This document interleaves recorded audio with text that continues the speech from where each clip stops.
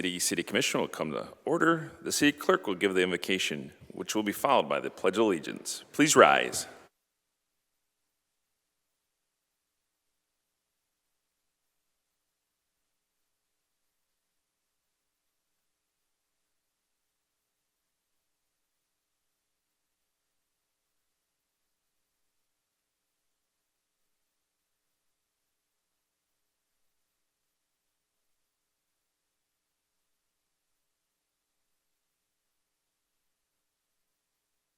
Will the clerk please call the roll? Commissioner Cubit. Here. Coakley. Here. Doyle. Here. Tenney. Here. Zanatti. Here. DeWitt. Here. Rumberg. Charlebois. Here. Morris. Mr. Mayor. Present. Is there a motion on for Commissioners Runberg and Morris? Yeah, Commissioner DeWitt. Motion to excuse Commissioners Runberg and Morris. Is there a second? Commissioner Zanatti? Second. Any discussion? Any objection? All right, those commissioners are excused, and we do have a quorum. First order of business is presentation. So we are continuing on our fun-loving saga of our budgets. Mr. Martini is here, and we'll let him take over and continue on with our budget process.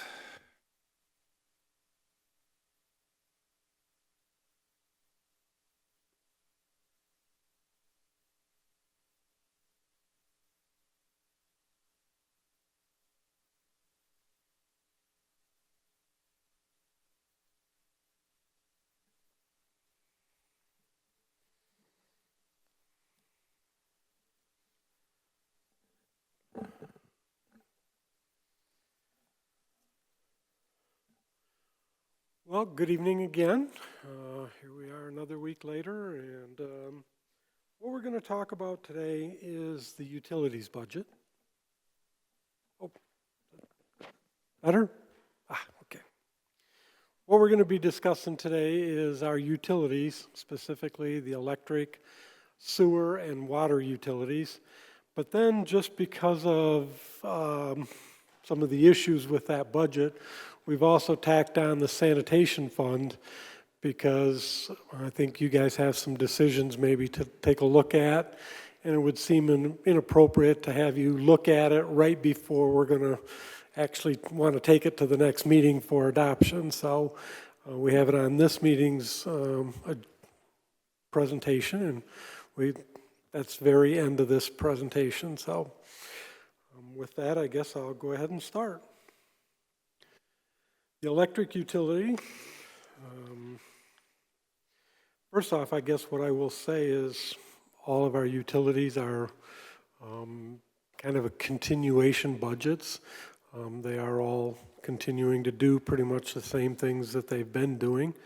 Water has maybe few little intricacies in there because of some grants, but for the most part, they are a continuation of ongoing services, providing electric, water, and sewer services to our residents here. So starting off with the electric utility, the budget is about $5 million heavier than it was last year. Some of that is related to the cost for purchase power, as well as we're also using other sources of revenue. We are using about $8.1 million in fund balance to balance this budget. So total expenditures or total revenues are going from $48 million up to $53 million. Keep in mind, of course, the $53 million, that includes over $8 million use of fund balance. So actual cash collections are closer to $45 million. Okay, we're going to have some questions. Commissioner Cubit. I'm new to this still, so if you can help me understand those two things that you just said. I mean, I see on the chart that there's a 10% increase in basically the $5 million difference. So just help me understand the why. I know you just said it, but I'm understanding what those things mean. The state, of course, prohibits us from passing a budget that is not technically balanced. And balance doesn't just mean revenues equal expenditures, it means revenues plus the use of reserves can then equal expenditures.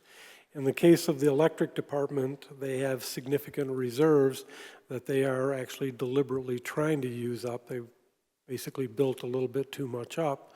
So they are going to basically be doing some heavy capital projects this year, and most of that is going to be funded with the money that's actually sitting in the bank right now. Okay, so our cost of the utility didn't go up by 10% from buying the utility from, sorry, I don't even know how a lot of this works, but our cost didn't go up 10%. We're just spending down some reserves? Yes. Okay, Pretty thank much, you. yes. The actual cost, the biggest area that really reflects the cost of the city buying electricity from consumers and, you know, MPPA? MPPA. That is really reflected in that charges for services line item, where most of that, and we'll actually, this is revenues, but we'll get into that on the expense side. All right, did Commissioner Tenney, did I see your hand up? Okay, we're good. All right, we can keep going. Okay, moving on to the expense side, the other services here, or operating supplies actually is where it's at, that 28 million last year and 30 million this year. That represents the cost of buying from MPPA and the various other vendors that we buy our our actual power from. And that did go up a little bit, 7%. Personnel costs, 6% increase. Is that typical or is that an unusual? Is 7.24% for increased cost? Keep in mind that, and this would probably be something that Adam could talk about, in terms of the increase, whether the 7% is within a normal range, but it also depends on how much electricity we're buying. And certainly, you know, we're all seemingly using more electricity these days for various things. Okay, Commissioner Coakley. Just want to remind everybody that when answering or asking questions, please go through the chair instead of directly to it. Just Thank you. Yeah, Commissioner. Thank you to the chair. Not so much a question, just a quick comment. It does save us a significant amount of money by purchasing power in advance, I'm remembering from last year. So that's good for the public to know, I feel. That's all. Thanks. Yeah. Any other questions right now? All right. So getting back to the expense budget, our personnel costs are up about 6%. That's consistent with some of our collective bargaining agreements. Combined with, we've got about 1.25 positions additional in that department. Fringe benefits increase there is primarily healthcare and retiree healthcare services. I mentioned last week that the retiree healthcare allocation to the various departments had to go up significantly because of healthcare costs for retirees.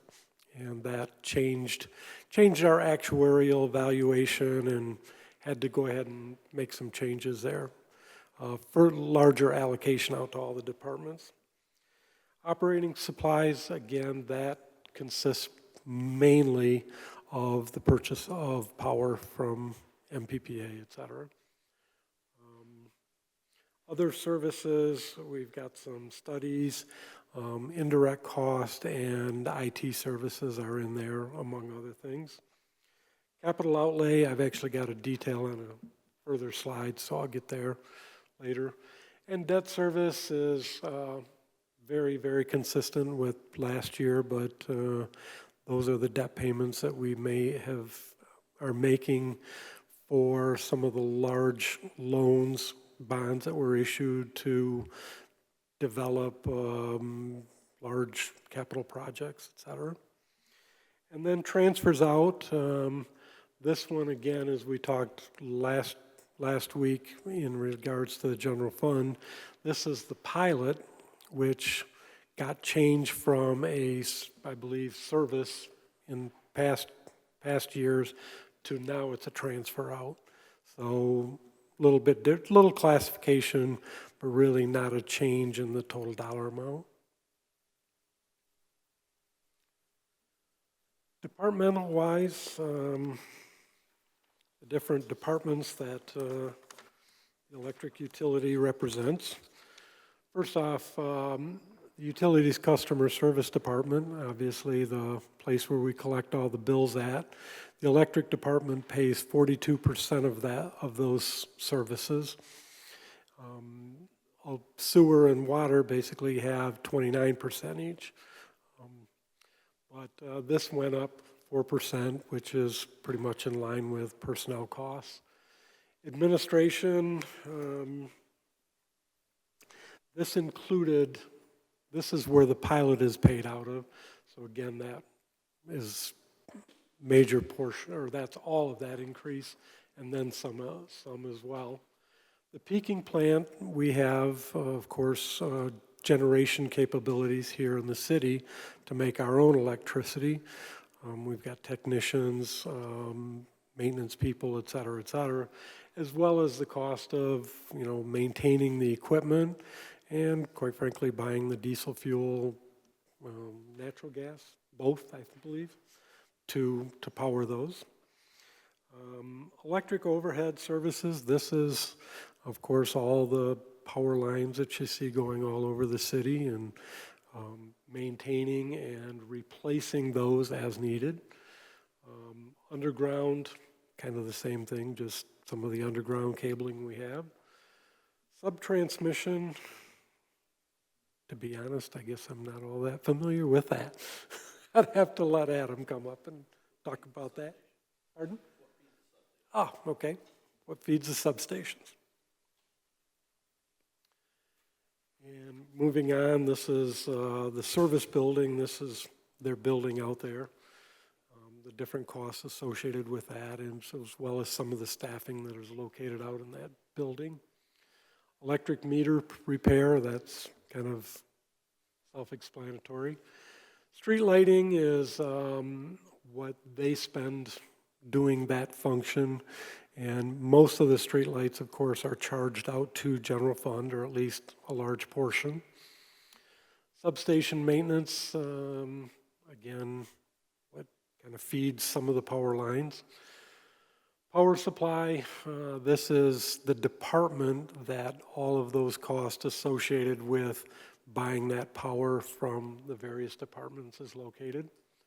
System planning is just a lot of the engineering associated with the function.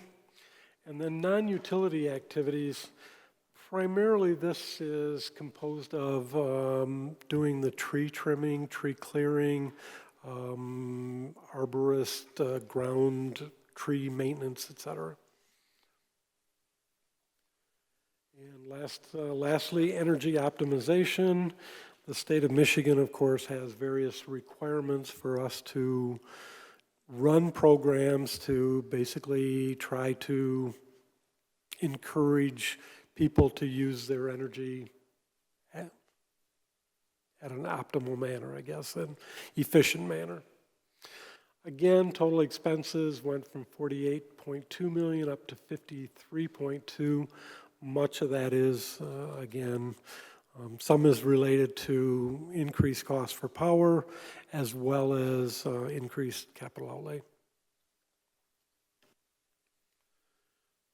As I discussed, we have about one and a quarter persons additional this year, and one of those is about a 50% larger allocation for a staff person down in the UCS office. And then the other position, the full-time position, is an energy services specialist position in the electric department. And I think that's related to the optimization department.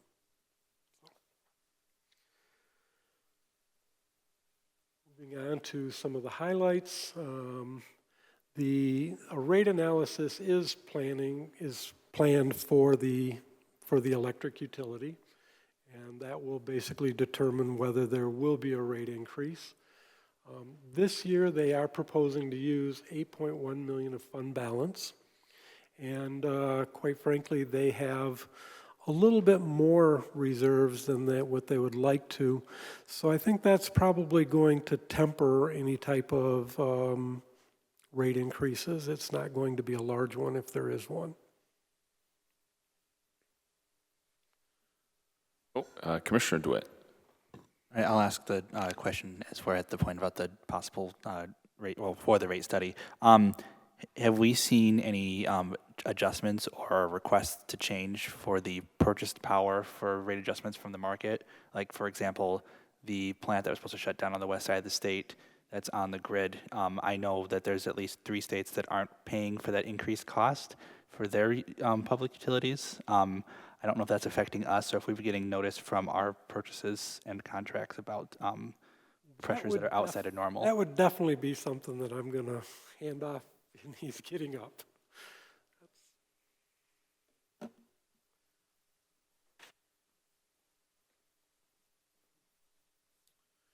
So we are paying that cost now, us as well as anybody else that has ownership, and that's the reason we have ownership in the Campbell plant. That's the one that you're talking about. The renewal's coming up for a potential another 90-day extension. I believe today was the deadline, so we may see if that's going on.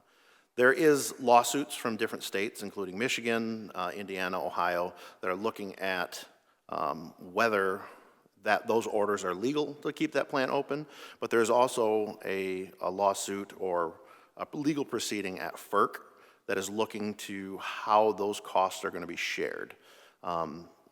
They've been attorneys that we have through MPPA, as well as other organizations like Wolverine Power, have been added to the case so that we can add our input and how we want to see that calculation done. It'll be up to the FERC judge to decide if that calculation process is accurate. Obviously, consumers may, argue that it is or is not fair. The federal government may do the same. And what they'll do during that case is they will split that cost amongst everybody that's in the FERC or the MISO territory rather. So all the way from Michigan all the way down to Texas. That process is then going to collect that money from them and then figure out whatever our portion, and then we would be reimbursed for that money at the time. So nothing's settled yet. They're still working on getting that calculation done. Do we have an estimate of how much we've paid out at this point? So the way it works is we purchase everything through MPPA, the Michigan Public Power Agency. They handle all of that, and so it's just kind of lumped in with all of our other figures. I can get that information for you if you'd like, but it's not easily, discernible on the bills that we actually get what goes to that plant. I just wasn't sure if we got like a notice saying, hey, it's increased by this much, or if it's just, I know it's all part of the same system effectively, so I know splitting out is going to be pretty difficult to find. I was just wondering if we were given a number or not. So there's not really an increase per se, it's just the continuation of the plant operating, as normal. So the energy that we are getting from that plant, we have to purchase, as well as any maintenance. They're in the process of a shutdown right now to do maintenance, so that the plant can continue to run. That cost is also associated to us. So it's just that stuff. So it's not necessarily an increase. It was unplanned, but it was our normal cost that we were running into, previous years. Perfect. That answers the questions that I have. All right, thank you. Anybody else? Commissioner Tenney. Thank you to the chair. 2 quick ones. The substation maintenance increase, I feel like that's because of significant improvements made to substations, but I'd just love to confirm that. Is that the case? Yeah, so for this particular one, we're always doing maintenance to substations, so those costs are going to be the normal ones that you'd see year after year. However, in this particular capital project, we're actually purchasing an additional or a spare station transformer so that there is ever any issues with, knock on wood, it's never happened. But the lead times for station transformers are significant right now, if you can even find a manufacturer that's willing to make you or put you into the queue for one. So we have one that's already on order. We've just budgeted because we anticipate taking delivery within this next year. Okay, that is a good thing and definitely explains the $577,000 to $1.9 million increase on that line. They're not cheap. Appreciate that. And then the second question I have is, so long as this department's operating at a level where we have reserves, why would we ever entertain a rate increase, I guess? So that's exactly right, and that's what was what Mr. Martini had stated, is we have reserves. We do have plans for those funds. The kind of the concept behind that is we did not want to go out for bonds or to bond out for any special projects that we're looking to do. As part of the administrative budget this year, it went up a little bit, is we are actually doing a system-wide study with a new engineering firm, and they're going to look for any potential deficiencies that maybe we haven't noticed, and they're going to offer suggestions on how to improve that. When that time comes, if it's not budgeted for, we may go back and ask for those reserve funds, you know, mid-year or whatever, to make those processes go, or we'll wait until next fiscal year. So as long as there are funds there that aren't planned to be used, that we have no intention of doing a rate increase just to do a rate increase. But at the same token, we need to ensure that we have an appropriate reserve if something like that happened up in the UP or the Alpena with those ice storms, we're able to pay our bills and make sure that we can get, you know, supplies in order to get the power back on. Part of the takeaway I'm getting, sir, is that we probably shouldn't hold our breath for any federal relief in the event of an emergency. From the last I heard, for the ice storm that happened up north, FEMA denied their request, and 100% of the cost was bared by the utilities up there. So the way you're operating, I would say, is wise. All right, thank you. You're welcome. All right, thank you. Any other questions? All right, thank you. I guess I wanted to add on to what Adam was saying.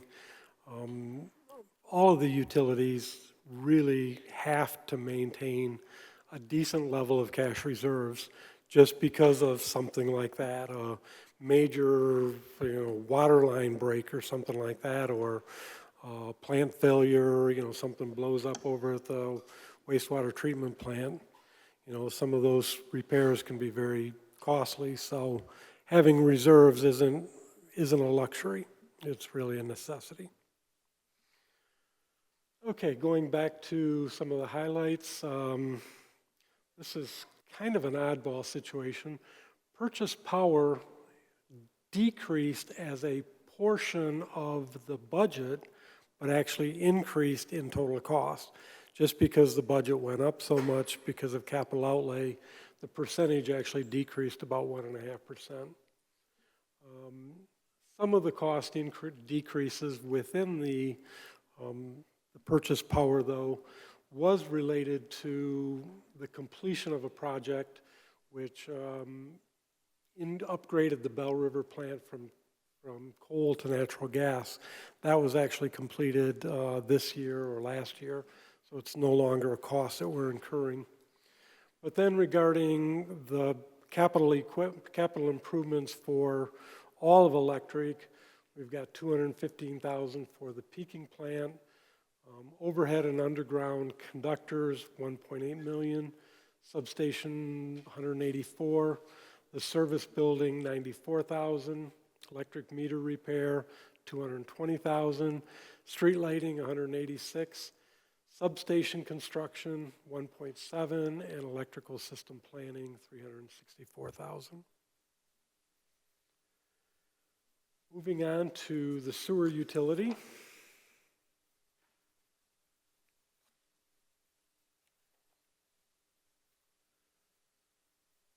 As far as charges for services, what we charge out to our customers, this is, of course, what we bill out on a monthly basis. That is pretty much consistent with last year, 1.7% change. The intergovernmental, the city received a federal EPA grant for the Marquette Interceptor. And I believe it's related to some possible gates that we're going to install out there to help with some of the flooding and things. So, new grant. Not familiar or anything with any match requirements, but so some additional capital outlay that will be happening with the help of the EPA. Interest and rents, small decrease here. Again, this is the interest that we earn on our cash reserves. Other revenues, small increase there. Other sources went down significantly from 2.2 down to 218,000. Over the last several years, the city or the sewer department has been working on a very large capital project to replace the trickling filters, part of the biological process of treating the refuse or the water. And that project has been completed now. I believe it's completely finished. And in the past, they were using up some of their cash reserves for maybe a large project, as well as also getting a lot of funding through the ARPA program. The ARPA program funded about $6.9 million of that project, so significant project over the last couple of years. But that project is now done, so the heavy use of the fund balance has ended. The amount that they're actually using for fund balance this year is like $200,000. Commissioner Shalawa. I was wondering if I could talk to somebody from the sewer department. Anybody here? You just asked through the chair to the manager. I asked through the chair if I can speak to this person that works for the sewer department. Yes. Thank you. Thank you. My question is, on social media yesterday, I saw the new part of Smith Street that got done. There's a lot of standing water. I was wondering, I don't know if you can answer this, but are things going to improve when the rest of Smith Street's done and it gets hooked up on top of State Street, or? My best, as soon as that grass is established, they remove the bags. I'm sorry? They got bags covering catch basins right now for dirt getting into the system. For the Dan's excavating installs them, and once that grass is established in the outlawn, then they remove that. So I don't know. I would say October, November. But my question is it going to improve when the rest of Smith Street gets done? Can you answer that? Oh, absolutely. It will. Yeah, the whole storm system is being redesigned. Point of order, is this something to do with the budget or? Yeah. Not directly, but Yes. Valid questions. Yeah, so there'll be time for that to ask those questions. So as long as, if you have a budget-related question to the sewer. no, I don't. Just I want what we paid for, that it works. Thank you. Okay, thank you.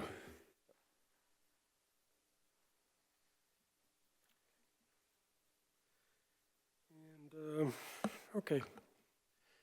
Again, the other sources is the amount of fund balance that they will be using, so just a little over 200,000 this year. And then transfer in, we did go ahead and transfer back to departments excess healthcare costs that were basically charged out to the departments that was in excess of what we actually paid to Blue Cross. So we did kind of a rebate to the various departments. Moving on to expenses, personnel costs, pretty much consistent with union increases, typical increases in salaries. Fringe benefits, pretty much entirely related to healthcare costs, as well as the retiree healthcare allocations to the various departments. Operating supplies, we actually saw a decrease in chemical costs, which is somewhat of a rarity, I think, over the last several years. Other services, this is related to like increases for our MRF fund, the motor equipment revolving fund, IT services, as well as our indirect cost charges. Capital outlay, this again is a reflection of the decrease in capital associated with the trickling filters. Debt service, we must have had a debt that dropped off, finally paid one off or something. And then transfers out, just wasn't a need to this year. So again, the expenses actually decreased about 7% in comparison to last year.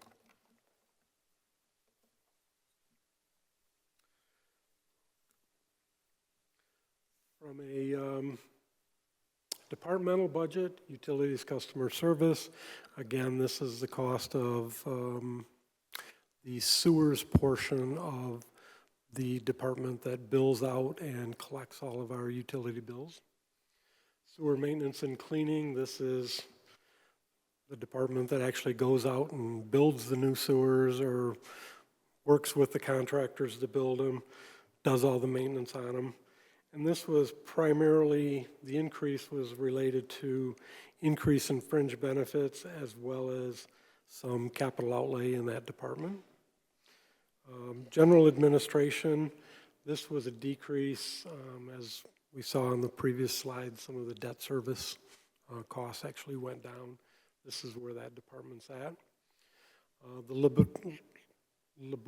laboratory, this is primarily some capital equipment that's being purchased in that department that has been kind of needed for a while. There's probably close to $200,000 in there for capital outlay. The sewer plant, again, some of the big decrease here is the completion of the trickling filters, so now it's getting back to more just normal operations.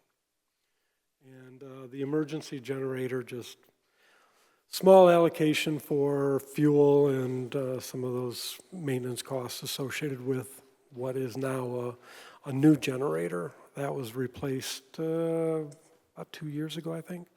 And from a great big old World War II submarine engine, I believe, to a much more up-to-date program, piece of equipment. Staffing, just a small allocation, a small change in the allocations there.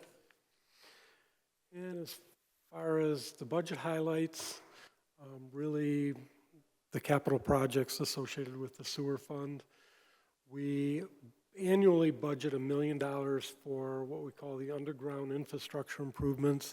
This is mainly the lining of sewers, of the sewer pipes. Henry reconstruction, $419,000. Marquette, $1,084,000. Some troubleshooting electrical equipment, $15,000.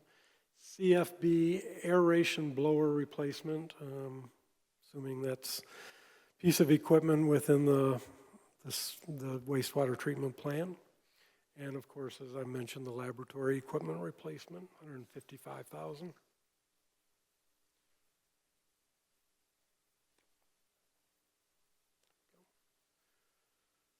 Water utility. Charges for services, pretty much consistent with past years. The intergovernmental, the $2.5 million increase there is a dwarf loan / grant that the city is receiving.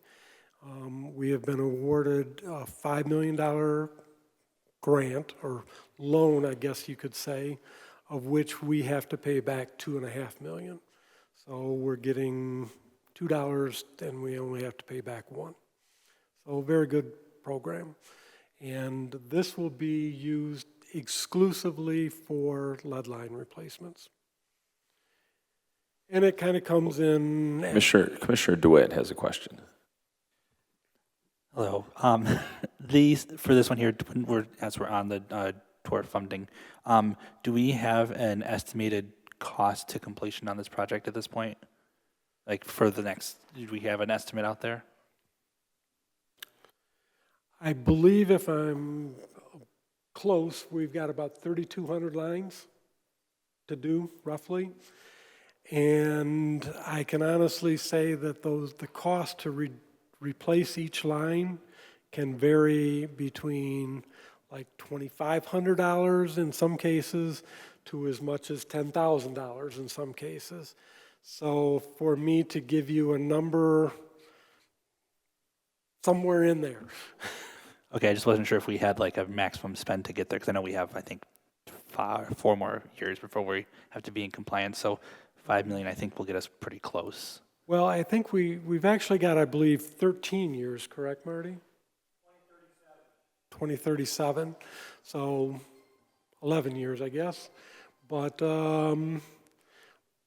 it's not a question of whether we can afford it. We are being mandated to afford it, period. The city has done very, very well. I think we started with 14 or 15,000 lines, and we've replaced 11,000 of them. And I would like to point out that other than an occasional dwarf grant or loan where we didn't have to repay them, and then of course we used 10 million of the ARPA funds specifically for the lead line replacements, but we weren't quite as fortunate as some communities who the federal government came in and said, okay, we'll pay for your lead lines. For the most part, it's been done on city dollars. And You all set, Commissioner? Yep, I just did the math on my phone, so we're good. Okay. You want to share? Estimate at this point, so we're good. Okay, thank you. But moving on down to some of the other revenue sources, other revenue is a reimbursement from Bay County for some of the bond costs that we pay for transmission lines, which we're eligible for reimbursement for. And other sources, most of that is use of reserves in the water utility.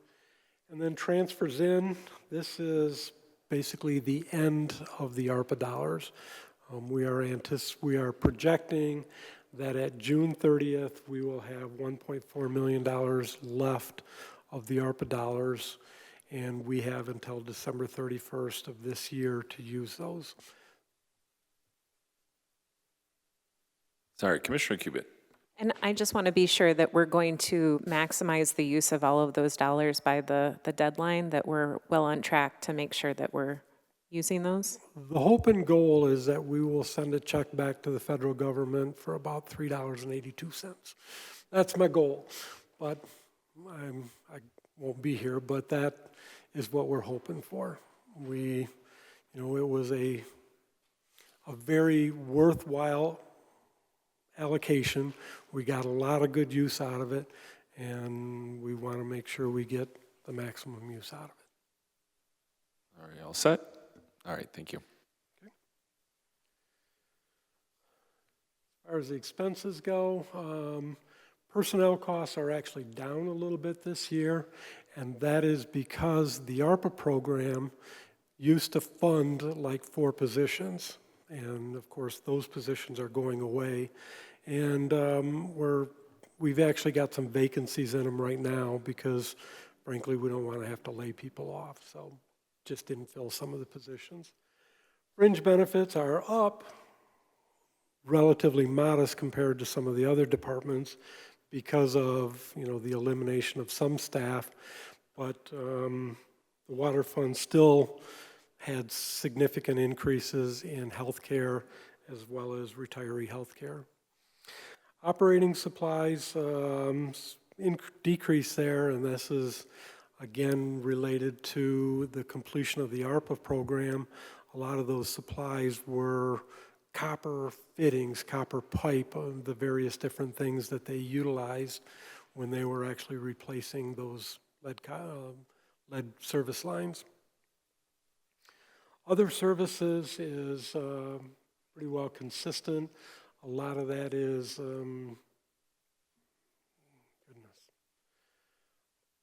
different programs for the lead line completions. We contract out for many of those. We have some in-house staff, but the bulk of it is done through contracts. And then, of course, the other thing that's in that number is we buy all of our water from Bay County Department of Water and Sewer. And so that's $3.5 million roughly that we pay for our finished water. Mr. Martini, a quick question. So we're coming down from our contract arrangement soon where we were paying a little reduced rate because of the water department combining years ago. So do you know when that'll end, that reduced rate? Well, as far as the cost of water, there was no necessarily a reduction in cost there. What the arrangement is for the water department or Bay Counties to go ahead and reimburse us for the cost of some of our retiree health care costs associated with the water plant people that were eliminated, as well as for the defined benefit, MERS defined benefit pension plan.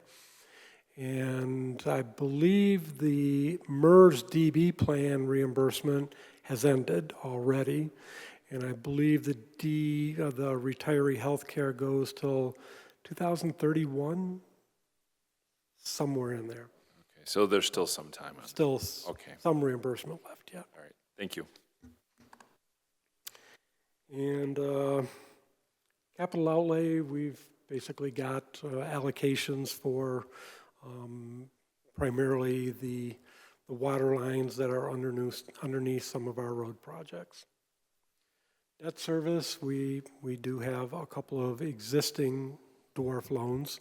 Some of those dwarf loans, because they were for transmission line projects, are actually reimbursed from Bay County Water. And so that's not all our cost. And then transfers out, that's eliminated now. Again, from a departmental standpoint, utilities customer service, this is 29% of the cost of that department. The water bonds, again, represent the debt service that we make to mostly the state of Michigan is really who we have our dwarf loans with. General administration, this is indirect cost, as well as any type of fund balance expense there. Water distribution, this went up so much because water distribution is where we pay the cost for the replacement of the lead lines. And what we did is this new dwarf loan that we're getting, we budgeted to receive the revenue and use the money over 2 years. So $2.5 million each year. So that pretty much makes up that difference. And of course, the ARPA funds, that's a separate department. And as you can see at the end, you know, last year we spent $4.1 million. This year, again, we're expecting to spend about $1.3 million. Meter department, this is a cost of maintaining and replacing all of those meters as necessary. Personnel, again, this reflects the kind of the decrease in personnel associated with the wind down of the ARPA program. So 29 down to about 25 people. Capital improvements associated with the water utility. Henry Street, again, we saw the sewer allocation earlier. Cathodic protection for the entire city water system, about $300,000. Cathodic protection is basically stops or helps to eliminate corrosion, if I'm correct, within the within the pipes. Continued lead service replacements utilizing the last of the 10 million in ARPA fund. And then, of course, the 2.5 million for the new lead line program is in this capital improvements. And then moving on to the last fund that we're going to talk about is the Solid Waste Management Fund. Solid Waste Management, of course, are the staff who basically goes around and picks up everybody's garbage, picks up yard waste, picks up brush, et cetera, et cetera. That program has evolved over the years, and you know, part of the issues was not all that long ago, we were paying our sanitation workers significantly less than what we were paying our regular DPW workers. And what was happening is, at one point we had one actual sanitation worker. All of our other staff were being borrowed from every other department, which was actually costing us, in some cases, more money because a lot of that time was overtime and various other costs associated with it. So a few years ago, we had a rate increase in order to equalize the salary rates for the sanitation workers with all of the other DPW workers. It's been very successful in basically maintaining a full staff in that department, but it is more costly, pure and simple. But at the time, we increased the cost to, I believe it was $18.55 is what it was moved up to cover those costs. And the costs have continued to go up. That was 3 years ago, Dana, roughly at that point. And that rate increase basically carried us for about 3 years. And now we actually had some excess revenues for a couple of years, and then we kind of caught up with it. And the last year this year, we used quite a bit of those reserves. And then moving forward, there is actually not enough reserves left over to make up the difference between the revenues and expenses as projected for 26, 27. All right, Commissioner Cubit. So I know that it's a really big deal to do the $3 increase that everybody's going to see on their bill. So I want to make sure that I'm understanding all of it very carefully. So did I hear you just say that it was mostly due to increased staffing expenses? I wouldn't say all of it. Well, in terms of the $3 increase, no, not at all. Obviously, we have increased staffing costs associated with collective bargaining agreement raises, roughly 4% for most of our CBAs. And then, of course, the cost for health care, et cetera, et cetera. So there's those normal costs which are contributing, but not necessarily just the increase of the old rate to the new rate. That was several years ago. That is kind of in the past now. But the costs associated with, you know, what's going on now, obviously all of our trucks are diesel trucks, so the cost of fuel is going up. The cost of the vehicles themselves is going up dramatically compared to several years ago. What we pay to Waste Management to dump our trash at the Birch Run facility, as well as the cost for recycling, what we have to pay to dump that in Saginaw, I believe, and just the general operations of the department in total are going up, and that's kind of a continuing thing. I know that later on in the presentation you have. Go ahead. that you have some other alternatives for trying to avoid the $3, which frankly, I don't like any of those, but I don't know the extent of the creative problem solving. I just know that everybody seeing $3 increase on their bill is going to be a really, really big deal. And I want to be able to clearly articulate to everyone why and everything that we tried to avoid it. Understood. My understanding, we'll have that discussion here shortly from the city manager. So anyways, we made a projection that the 26-27 proposed budget was $4.9 million, and that included a $3 per bin raise in those rates. Otherwise, and that also includes roughly $125,000 use of fund balance. There was some left over from that, but even the $3 did not cover the full cost of the increases in total. So moving on to the expenditure side, personnel are actually pretty much flat in comparison to last year. The fringe benefits, again, almost all of that is medical insurances. Operating supplies, there's $65,000 for the new carts. We go through carts on a regular basis, and they're not real cheap. Other services, this is really related to the cost of taking the trash down to and dumping it down at the dump in Birch Run. We actually do not take it there. We actually pay another company to actually haul it down there, and that's a significant portion of that cost as well.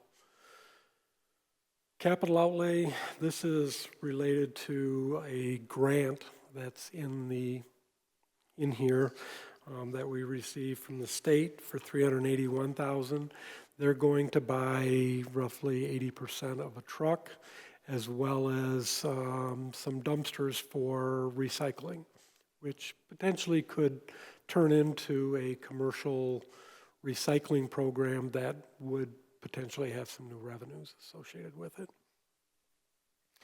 And then the transfer out, this is the dollar amount associated with the middle grounds remediation. Our sanitation program was part of the cause for that middle grounds remediation, the contamination that's down there. So they're paying, I guess, a portion of the cost associated with the cost that we're incurring. This 375 general fund, I think, was 500,000, Angela? The amount that general fund had paid was in the 500,000 range, so over 500. So what we're paying for the remediation there is quite significant, and sanitation pays a portion of that. So in total, our expenses are going up about 16%. And again, we had to increase the revenues to match those expenses. Personnel, 15 positions, consistent with last year. And budget discussion, again, it included a 3-month increase in the per bin fee from $18.55 to $21.55 a month, which comes out to $258.60 annually. The $3 a month increase will generate about $591,300. Again, we're still having to use fund balance to come up with a balanced budget. And what we did go ahead and do is actually project our costs in the sanitation fund for not just 27, but also 28 and 29. And frankly, we're going to need to continue increasing from the 21.55 to 23.28 the following year, and then from 23.28 to 24.08 the following year. So there are some increases that will be required in following years. Commissioner DeWitt has a question. Yeah, I just want to make sure we're doing all we can to mitigate what we are able to. I know in the city of Saginaw, it's $240 a year as a single fee to cover their non-binned third-party trash and yard waste. The yard waste program is a little more accepting of things than what ours is right now, because we had to cut back a few years ago on the general brush. But have we gotten a estimated quote from a third party just to compare and contrast so the taxpayers know what we're looking at those options? The city has not received has not done an RFP for trash services for a number of years, actually since I've been here. And I guess the only way that I could describe it is maybe we cried wolf a couple of too many times and we went out for bids. What the sanitation companies were telling us is for them to go ahead and do a really good evaluation of what it takes to cover the city of Bay City. It cost them $150,000. This was probably close to 10 years ago when I heard that number. So gosh only knows what it is now.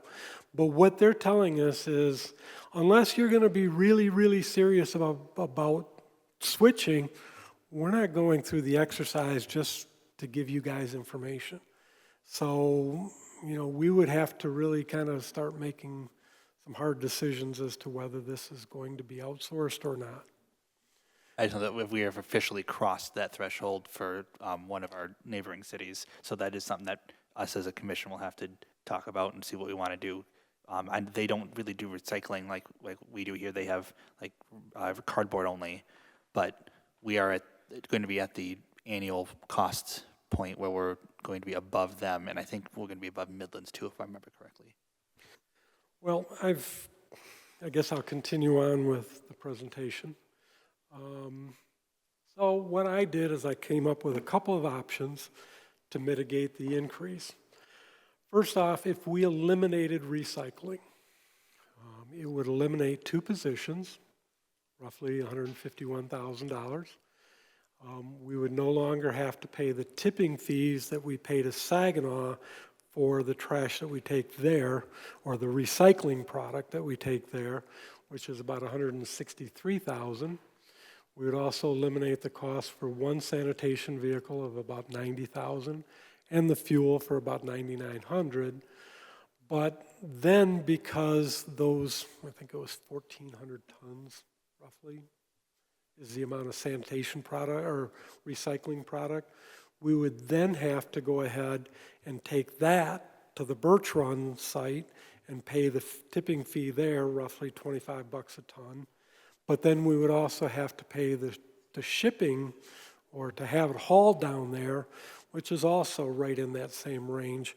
So the cost for the additional tipping fees and hauling fees would be about $68,000. So it wouldn't be just all free. There would be some additional costs on the sanitation side. And then, of course, the $381,000 state grant, we would be forfeiting that grant if we eliminated recycling. So we would lose the state grant, but then we would not have to pay $66,400 for the recycling dumpsters, or pay $409,000 for the purchase of the recycling truck, a net savings of about $93,000. So in total, for this budget year, if we were to eliminate recycling, we would save about $439,315. And that would equate to just about $222 per bin per month. Commissioner Cubitt. I know recycling only gets picked up every other week. I don't know if there's any significant cost savings by stretching that out any further. I certainly am not in favor of eliminating the recycling program, but if we're trying to be very holistic about thinking about options and where costs can cut, and maybe I can have a conversation with you outside of the meeting, but this is just a really, it's a pretty big hit. And when it's $3, no matter whether your income is basically nothing, or your income is a tremendous amount of money. I mean, that just doesn't seem like, if there's a more equitable way of us making up this budget deficit, I'm highly interested in trying to work on that. Well, I've got some additional comments on the recycling. Why don't we, Commissioner Coakley, is there something? Yeah, just want to say that there's a lot of people that do participate in the recycling. I see it all over the place. I'm not sure the city would be in favor of eliminating it. Is there an opt-in option that might be? Well, why don't we let him finish the presentation, because there's more information there, and then why don't we go into discussion after that? Thank you. Thank you. Again, the elimination of recycling would save us about $439,000 a year. In terms of our recycling, we are actually at the second highest participation rate in the state of Michigan for recycling. Approximately 90% of city population participates in the recycling. The elimination of the recycling would kind of be contrary to what we've kind of preached for many, many years, and would be a little bit hypocritical in terms of our position regarding, pushing for recycling. Commissioner Charlebois, you had a comment real quick? Yeah. I just want to know, do we make any money off of when we recycle paper? Does that bring money in, or is it a total liability, or? Right now, what we do is we pay $115 a ton roughly for recycling to take it to Saginaw. And then what they do is, depending on how much they can sell that product for, be it metals or be it cardboard, papers, whatever, they then credit our bill. So sometimes it's $115, sometimes it's $75, $80. So there is some earnings on that, not probably anywhere near enough to cover the additional cost associated with disposal of the recycling, but it does offset it to a degree. Okay, thank you. All right, thank you. We also we go out and make presentations to pretty much all of the fifth grade classes, really pushing the issue of recycling. It's something that the city has believed in for many, many years. It would be a real big change in direction if we were to go ahead and just eliminate it. The recycling would also eliminate. Commissioner Tenney, you had a quick comment? Yes, thank you, the chair. Real quick, I feel like it's fair to say that there are economic costs or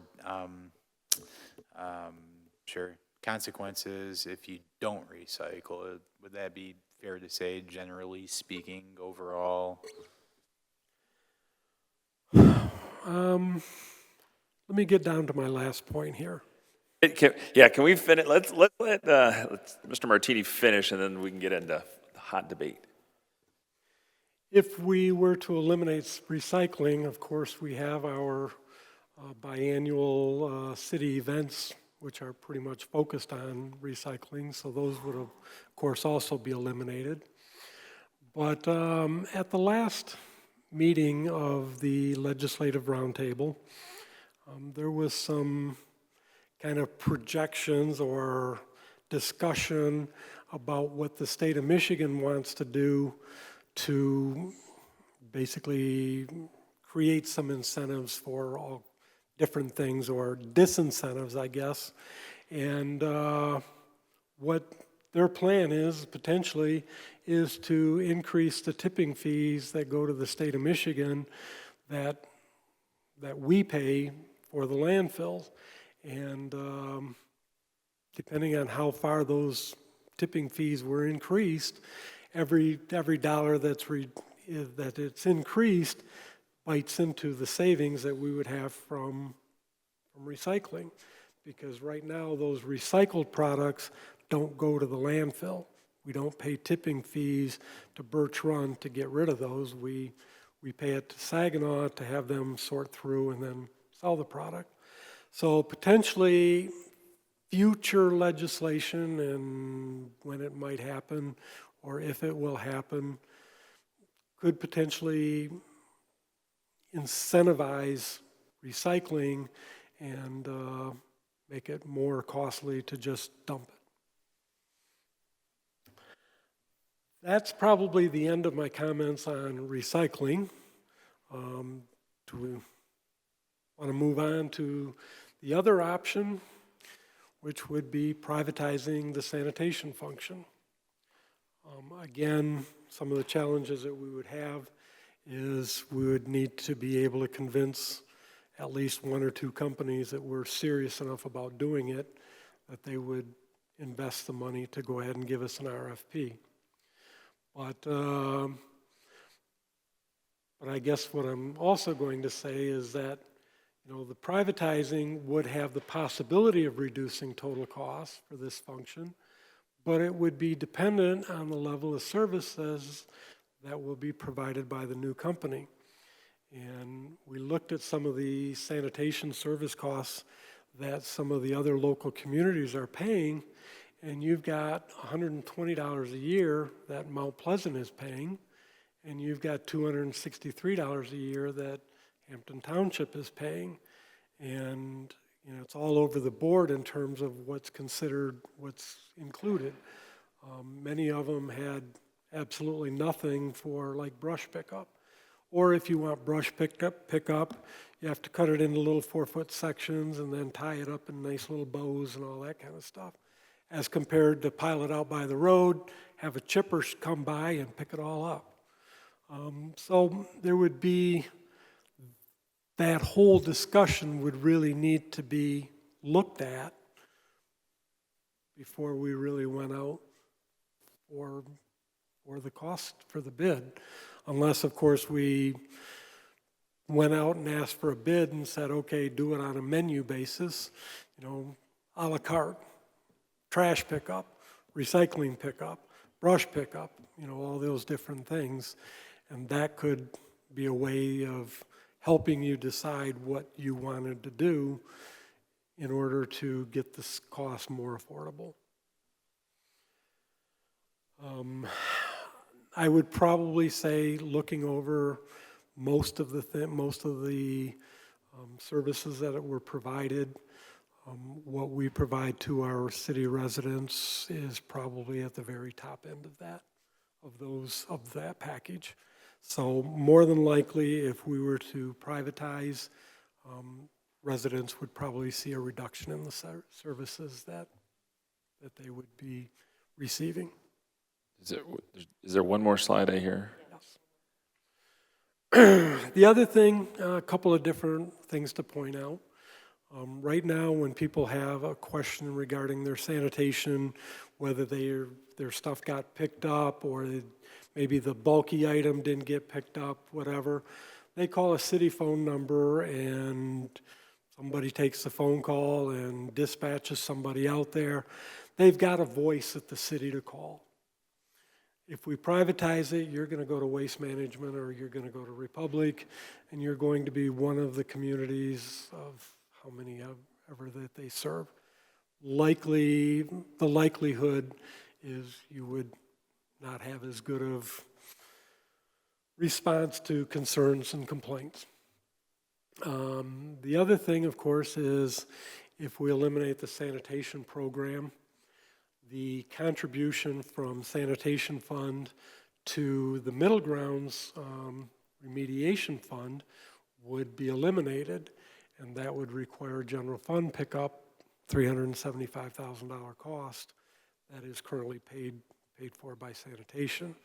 That would be entirely a general fund cost with really no other place to allocate that cost to.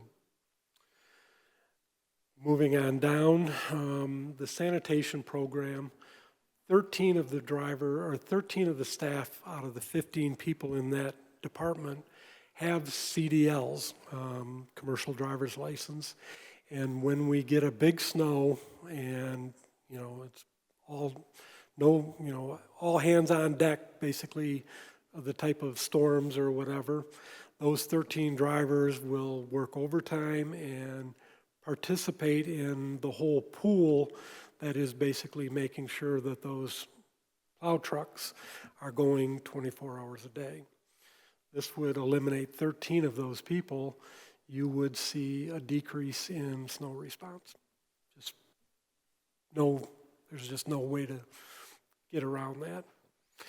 And then, of course, during the summer grass season, sanitation staff will also assist park employees with going out and doing mowing, for really, really busy times when the grass is growing so fast you can't keep up with it. So not only would we probably see a reduction in the sanitation services, but it would also have pretty much a direct impact on some of the other things really not all that related to sanitation, such as basically snow response, snow removal response, mowing, as well as that $375,000 that general fund would then have to pay. All right, there are some questions. Commissioner DeWitt. Yep, so I also kind of note, because we talked about if you eliminate recycling, you save $2.22 a bin or a month. But if you needed a $3 increase to make that work, we'd still be looking at an increase, just a smaller increase for the year. So you'd be effectively saying you either raise $1 and lose a service, or you raise $3 and keep your service. Is that how I understand? Like, not necessarily 1-to-1, but close to that number? No, what it'd be is if you want to keep the recycling, you would have to raise the rates $3. And if you wanted to eliminate recycling, then you'd only have to raise the rates maybe 80 cents. Okay, so just under $1. Okay, and then the notation for the privatization portion about the other services. Obviously, the $375 annually. If we had 11,000 households, which I know we're close to that number in the city, but not exact. It's about 16,000 bins. About 16. Okay, so that's about $250 a month of your bill goes toward remediation for that $375. If it was portioned equally. Well, $3 generates 500. What was that number again? $3 generates 591,300. So each dollar would generate roughly about 200,000. So because that portion is built in there, that is also a reason why our rates are where they are, and that's something that people should also understand. The driver's pool, because I know the city's leaned on that before for the, you mentioned the parks and then the snow. That would leave us with approximately how many CDL drivers do you think? Like less than 10, about 10? no. How many CDL drivers are, excluding waste, are there in the city, approximately? Okay, I was just curious if we knew that number to see what that percentage would look like as a drop. Any idea how many you guys have in for water, sewer?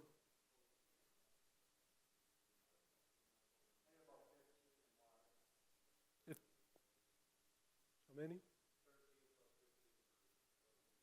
Okay, so 28 between water and sewer, and then we also have electric people have CDLs.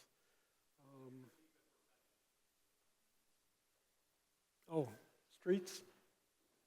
10? Okay, that gives me a rough number to kind of work off of. Thank you. All right, Commissioner Coakley. That answered my question. Thank you, Commissioner Tenney. Thanks to the chair. What I was getting at earlier, sir, is just not recycling in general could be bad for the economy, because the inference is that the less you recycle, the more you pollute, leads to poorer health outcomes, less productivity, things like that. But I do have a question. I'm wondering, I love that the city employs so many people. I think that's a good thing for residents and the community as a whole. I know that the Michigan Supreme Court has struck down residency requirements since, 1986, I think, was the precedent that was set. We can, I believe, incentivize residency. Have we ever looked at that for city employees as our population continues to shrink?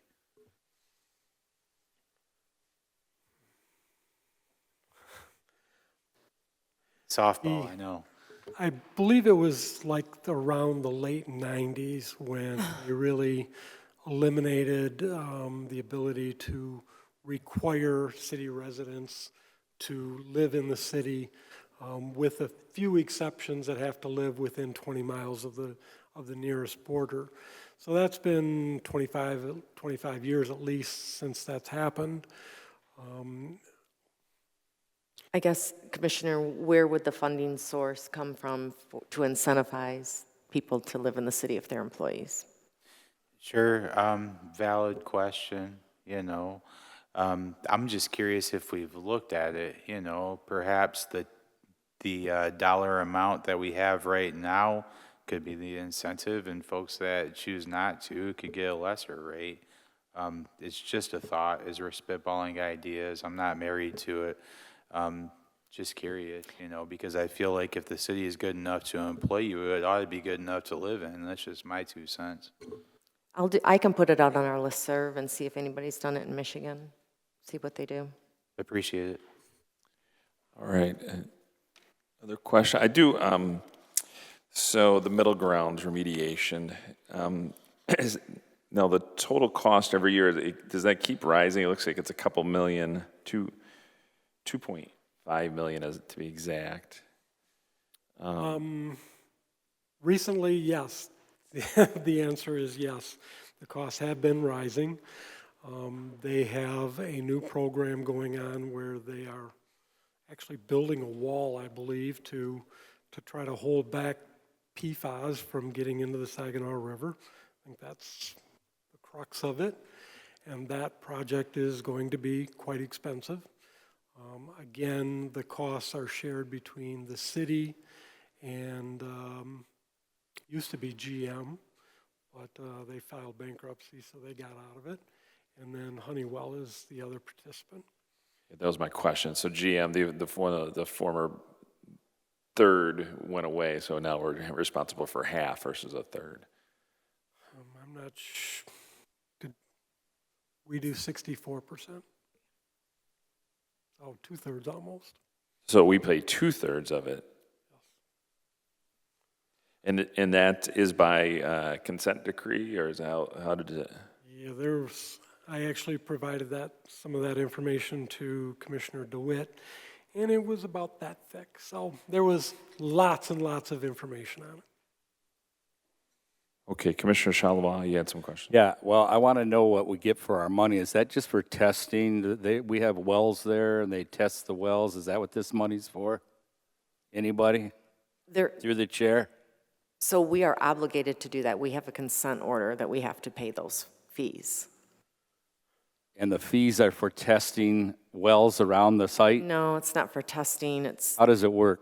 What is it for, George? My understanding is they're actually building some type of a wall to prevent the contamination from migrating on the middle grounds property into the river. They're actually building a barrier.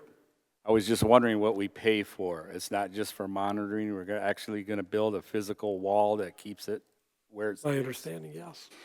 By the way, kind of related, but if we were all to test our blood, we have PFAS in 98% of our blood, so just so you know. All right. Any other comments? I guess we're still talking about, I personally have a concern with the elimination of recycling services, being that we're second in the whole state of Michigan. I have to think there's got to be a path forward. I think it would be prudent to kind of get information or feedback from, and maybe some surveys on the value the public has on our recycling programs and the impact, and with some actual figures, so we can kind of at least get some feedback on it. I'm sure we'd. What's that? Oh yeah, why don't you come to the podium if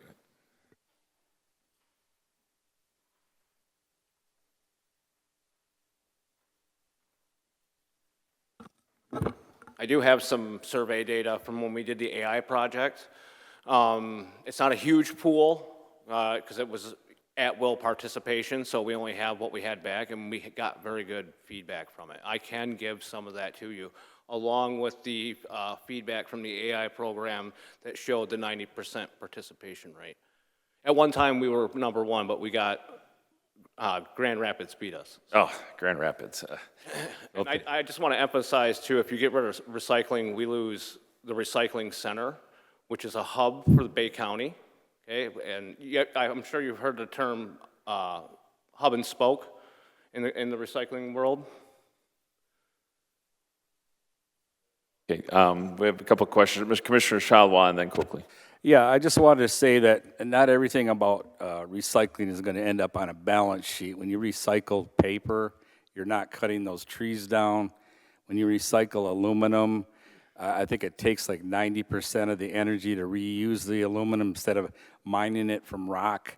Same thing with steel. So there's some things, just, I know we're looking at budget stuff here, but not everything ends up on a balance sheet. The air is probably cleaner because of what we do with recycling. So I just wanted to make that point. Thank you. All right, thank you. Commissioner Coakley. I guess the best survey that we have is 90% participation with it. And that's the way I look at it. I mean, people do want to do this. It becomes a habit. It's a habit in our household now. I mean, it's just something we got to figure out a way to keep and see what the people of Bay City want us to do to keep it and how. All right, thank you. Commissioner DeWitt, you had something. Then if I recall, before the large bins of recycling, the number of participation was like 58 to 60% annually, because so few people kept their bins over the years, or they didn't request new ones when they lost the old ones. Right. So the number jumps substantially when we switched to the double big bin system. Yes, it did, and so did the tonnage. So one aspect that we didn't really talk about, there'll probably be a shift. If you stop recycling, you'll shift it to actual refuse, and then your tipping fees will be then going. So the money that you saw that we would save would basically be a wash when because when I start hauling trash down to the landfill and stuff, it's roughly about $52 a ton for trucking and disposal. So I don't know how, I do live in the city. My recycling cart is always full now that we have the bigger carts, and my trash can is half full, right? If we go back to that, if we remove recycling, we're going to double our trash, right? And the state does have a goal by 2029 to be at 30% participation rate. We have leaps and bounds. The residents here are amazing. I don't really think that gets voiced enough, right? I actually was going to have a gold cart to sit out there because everybody's so good at it. I think it would be a huge, huge loss for this community to lose that. Not only that, I don't know if anybody's familiar, there's an MMP process going on, which stands for Managing Materials Plan, okay? The last one was done in 2015. This plan is to manage all the municipal solid waste in the county. I am president of that board. If we get rid of that, the city has no voice, and the landfill's looking for an expansion. So.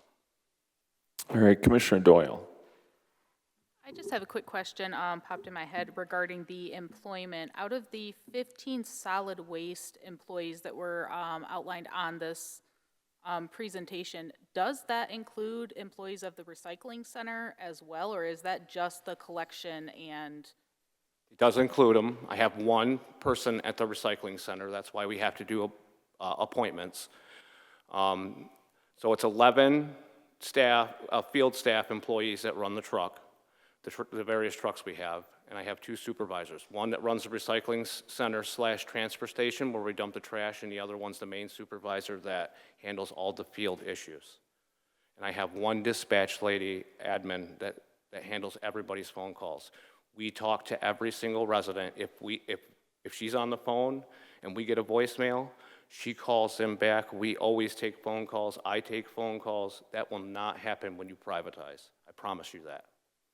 Thank you very much. And I guess just a comment in regards to employment, and if we were to seriously consider outsourcing our waste management, I would consider the quality of those jobs that are being provided. What are we paying our workers compared to what these outside contractors may be paying their workers? What benefits may be available? Because to your point, as far as keeping employees in the city, I can't speak for exactly what each employee is being paid. I'm sure there's a range with it. If we're looking at, $18, $19, $20 an hour, well, they pretty much have to live here. That's not a Right. commuting wage. But I would hate to see somebody be forced out of their job to go make $15 or $16 an hour at part-time with no benefits or Correct. whatever the deal is. So out of my 11 field staff that I have, 10 of them live in the city. That's great to hear. Thank you. You're welcome. All right, thank you. Yeah, I would, I'll go to you next, Mr. Zanati. I would be against privatization at this point. I did hear, even in the past, we've looked at it and then weren't serious about it. And I've heard spotty service sometimes with some of these outsourced groups, and week to week, you just don't know. And I do know this. People want their trash picked up and they want their recycling picked up, and if it's not done, when they think it's gonna get done, they're calling. Yes, and I don't know if you remember back here in the winter, Waste Management and Republic did not go out and pick up trash during one of the weather events we had. It was a little icy. We were out there. We did it safe. We had no incidents, but we picked up the trash. Waste Management and Republic didn't even tell their residents that they weren't going to be out that day until phone calls started coming in. We would never do that, never. So, Commissioner Zanati. Just a couple things from my point of view. You need a good solid waste management program because, it helps keeps rats and stuff out of the city, okay? It keeps our city clean. I don't think it's even a part of a discussion to say to get rid of the recycle. And I'll go a little bit further. I don't think I want anything to do with privatizing it neither. If we're providing a decent job for people, privatizing in the long run won't save you money, okay? All it'll do is we'll privatize and then our trucks won't be any good, that we can't start it back up, and then it gives them the leverage. $3 a month increase doesn't, I don't like it, but it doesn't bother me. I guess what bothers me more than the $3 right now is we're projecting it to go up in another year and another year after that. Maybe that's where now we go to work, and can we do something with so we're not breaking the containers. I'm not sure if they break when they squeeze them or whatever, but look at some of our costs. So we go with the one-time increase, but say, come on, you guys, we got to use our heads. Can we do better? And I know we squeeze everything out of everything in the city, but you can always squeeze a little more. That's all I got, Mayor. All right, thank you. I do have a question. I know we're part of that countywide body you mentioned. Yeah. So, maybe our partners at the county could help with some of this conversation. Are there some opportunities for regional collaboration? I know we've had conferences here. I think we need to get serious about this. On a local level, are there some statewide initiatives or partnerships that we can be looking at? How do we save money? So, Yeah, we're already doing that. One of the big ones is the Michigan Recycling Coalition, which has a big voice throughout the state on the recycling issue. So we are a member of that. okay, the more we can lean on them to help in this, that would be helpful. Okay. Any other questions? I don't know if we want a direction at this time. What would we're going to have to approve a budget here, and we need to look at doing it with this potential increase. I think if you want to take some time to think about it, and we have one more budget presentation coming up, and we can discuss it at that one to make a decision. All right, is that fair enough, commissioners? Commissioner Tenney? Thank you to the chair.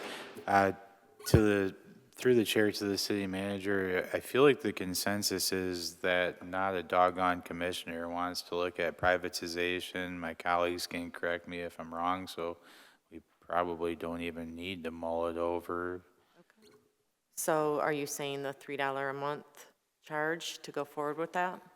I think most folks, given the turnout, as my colleague from the second ward alluded to, are already using their voices and saying they want to participate in this. And I know, as a middle-class guy, not somebody who makes money hand over fist, I'm happy to fork over a couple dollars a month to recycle personally.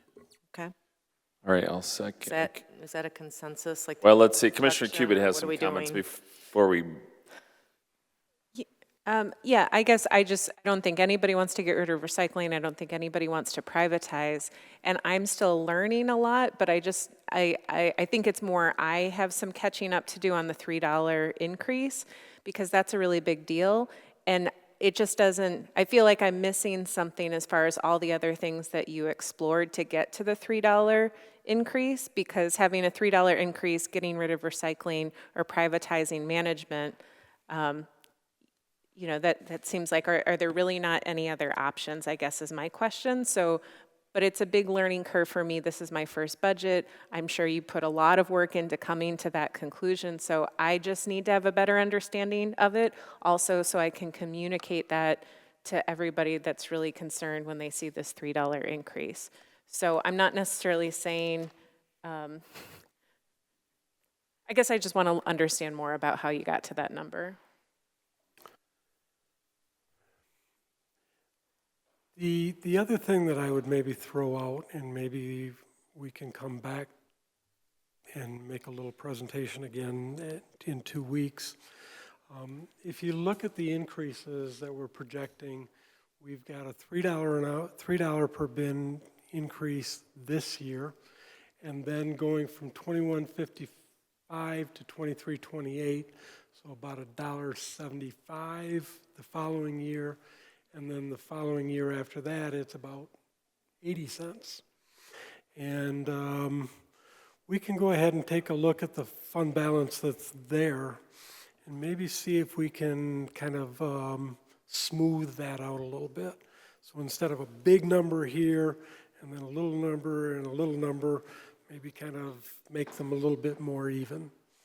And we'll just have to take a look at how much reserves we're projecting for next year and see if we can do that. yeah, go ahead, Commissioner Cubit. I know I already said it, but I want to stress that I'm also concerned about over that series, having it be per household regardless of the resources. I know that $10 for some people is nothing, but for other people it really does make a difference.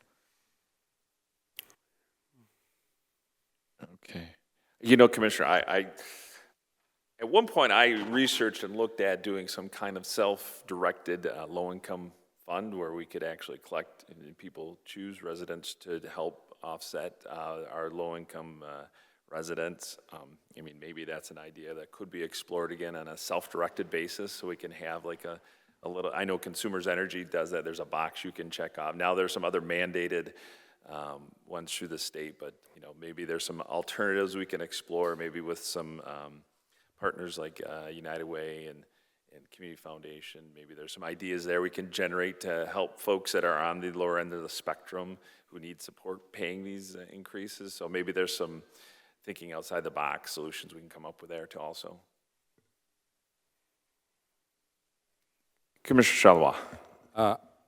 Along those lines, I just wonder, I've asked this question in here before, but I've been told it can't happen, but why can't we get some of the shortfall from the other three accounts, sanitation, water, when I miss electric, what is it, a $600,000 shortfall, or that's what it's going to make up?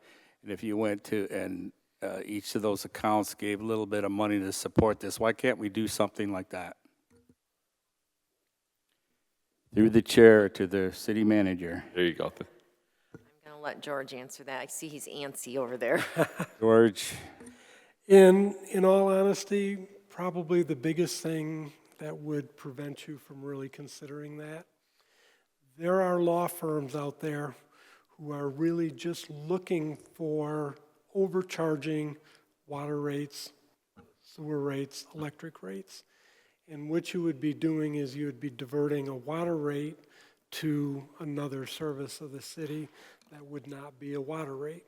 And in addition to that, we would actually probably also have to take a look at all of the loan documents that we have for like some of the electric bonds, water bonds, and sewer bonds that are out there. Some of those have very specific provisions that you won't give away free services. Well, in this case, what you'd be doing is you'd be charging the service and then giving it somewhere else. Okay, I wasn't talking about giving free services. I was just talking about using money that we already paid anyway as ratepayers and property taxpayers, just to flip a little bit over this way to not have an increase. But you're saying that that's against the law, basically, is what you're... Probably we would there would be some serious... Because it's a little annoying because I see like millions of dollars in these other three funds, and you can't just take a little bit for a shortfall in another area of the city, which is, it's all the city. All right, you answered my question, I guess. I'm going to keep asking. Thanks. All right, thank you. Commissioner Morris. This is just a thought, and I don't know how feasible it is, if it's even feasible at all. More or less seems like we're spitballing to try to keep this $3 increase from happening, because no one wants to get rid of recycling, and I don't want to get rid of recycling either. Long term, is it even worthwhile to think about possibly extending who we offer our trash pickup and recycling services to? For example, maybe Exisville or Bangor Township, something along those lines. I don't know how it would transfer if we had more customers. If it would transfer to the point of saying, hey, we want to have to keep raising. I'm not sure. I'm not sure if it's even possible, but it was just a thought. I don't think from a political or a legal or financial standpoint there would really be any barriers against that. We can basically offer services to other communities. The question would be, would be really, okay, if we took over another company or another local units of government, how many people would we need to do that? And how many new trucks would we have to buy? And whether or not there is enough new capacity being generated to get paid for. There'd be a lot of questions to work out, but in terms of, I guess one of the highest ones was one of our local communities. So It was just a thought to think about long term. That's all, if it was even possible. Thank you. All right, thank you. Commissioner Coakley. And just to echo that whole statement there, Hampton Township is paying $263 a year. Would we be able to do it for less than that to help them, and it would be profitable for us to do it to? I mean, I know it's questions that you can't answer, and just we're doing the spitballing thing here, but it would bring down the cost entirely for everybody in the long run. it'd be a lot of financial analysis, to be perfectly honest. And I didn't expect an answer today. To, really where you see real savings is when we have excess capacity to do something. When we have maybe more than enough capacity to go out and clean up all the bins for the city, and we would be able to go in and maybe go into Essexville and pick up all of their trash without having to add on new trucks, new people. But I think at this point, we've grown our sanitation fund, or maybe decreased it to a level where we have adequate people to do what's in the city, and probably a little extra, not much. But Thank you. Thank you. Yeah, go ahead. Just from a question that was asked previously, we do multifamily recycling for low income already. It's free through a grant that we have.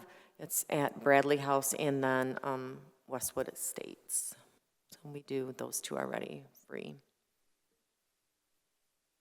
So for the whole complex or so if they're in there, okay. But not on an individual basis based on need, okay, all right. Anything else? Okay, is that it for the budget presentation for this evening? That is the end of tonight's presentation. All right. Thank you very much, and we have one more. One more, okay. Next item of business is adoption of the agenda. Is there a motion to adopt the agenda? Commissioner Cuban. Motion to adopt the agenda? Is there a second? Commissioner DeWitt. Second. Thank you. Do any members of the commission wish to add any item to the agenda? Okay, seeing none, will the clerk please call the roll on adoption of the agenda? Commissioner Kocheli, Yes. Doyle, Yes. Tenney, Yes. Zanati, Yes. DeWitt, Yes. Charlebois, Yes. Morris, Yes. Cubit, Yes. 8 yes. All right, the agenda for this evening's been adopted. Next order of business is the consent agenda. Do any members of the commission wish to make a change to the consent agenda? Okay, seeing none, the next order of business is calls for public input on the consent agenda. This is the opportunity for citizens to remove an item from the consent for consideration on the regular agenda. If anyone in the audience wishes to make the change, please come to the microphone, print your name on the registration sheet, state your name and address for the record, and the item you wish to have considered on the regular agenda. Okay, seeing no one come forward, is there a motion on the consent agenda? Commissioner DeWitt. Move to approve the consent agenda. Is there a second? Commissioner Cochran. Second.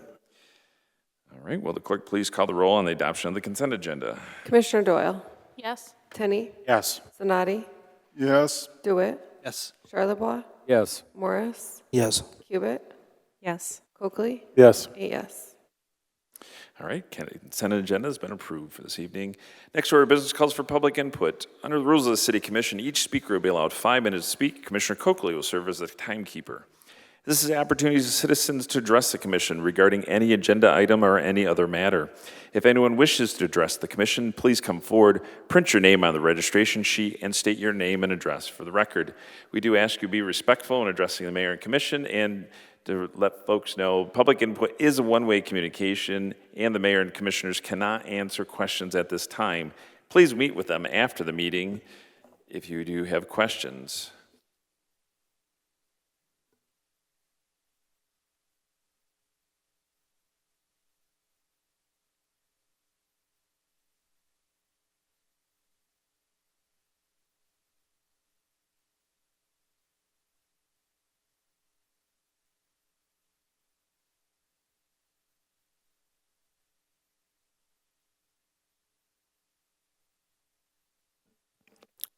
Good evening. My name is Dustin Kosick. I reside at 505 Braddock Street.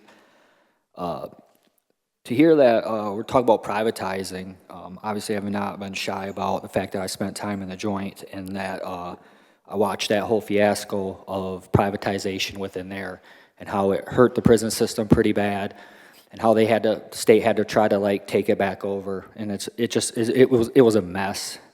And then obviously, we got dealing with our bridge fiasco. That's a mess. So I'm totally with a lot of you guys about, not privatizing. I think our city needs to be able to have a hold of its own resources, its own electric, its own water and stuff. But so to get to this $3, I think the big thing with the citizens of this city, including myself, is obviously, we're on a limited budget. And I already live paycheck to paycheck as it is. So when you talk about $3, yeah, it's $3 for the recycling. But then you're also talking about a millage for the roads. And then you're talking about raising the, other things. And, and it just keeps raising and raising and raising, right? So I just think we need to start getting a hold of how we're really doing our budget, what we can cut and how we can cut it. I heard this gentleman talk about recycling in Grand Rapids. Well, believe it or not, when I was in Ionia at Deerfield Correctional Facility, I was on a thing called Public Works Gate Pass. Every morning at 5 o'clock, I left the prison with one prison guard. There was 10 of us, basically like a chain gang, and then we would go to Lake Odessa, Belding, Ionia, and Grand Rapids, Michigan. And one of the crews that I normally hit was Grand Rapids, and where we went to was their amazing recycling factory. And that is why it's so amazing, because maybe they have like one worker that's actually a sanitation worker, and the rest of their workers are from the county jail and the prison systems. Now, I don't know, from the way I understand it now, the prison system no longer has public works, so I know they're not in there. But have we as a community thought of how we can run these facilities on things like that, to like where we're, you know, and I'm about jobs, I get it, you know, and that's where a lot of the public come into play, is like, well, you know, that could be a job for somebody else that can't find a job, but I feel like we're in the day and age right now where if you want a job, you can have a job. It may not be the exact job you want, but you can. As a, you know, a felon of 20 years in the joint, and I bought a house and 2 years being out, and a car, all that good stuff, I know it can be done. I know it's possible.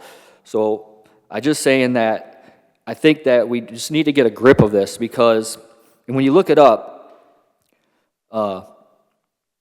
when it comes to the utilities, so that back in from 2016 to now, back in 2016 we were paying roughly $9 per unit for water, and now we're paying roughly $14.51 per unit for water, which has been in the past 10 years an increase of 60%. It never goes down, it always goes up. Why? Why is it always going up? Why don't we ever, as citizens of this community, get a break?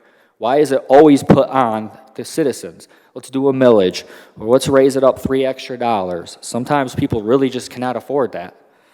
When it comes to the lights, in the mid-10s, we were paying 0.8 per kilowatt. Now we're paying 0.10, right? That's a increase of 25% over 10 years.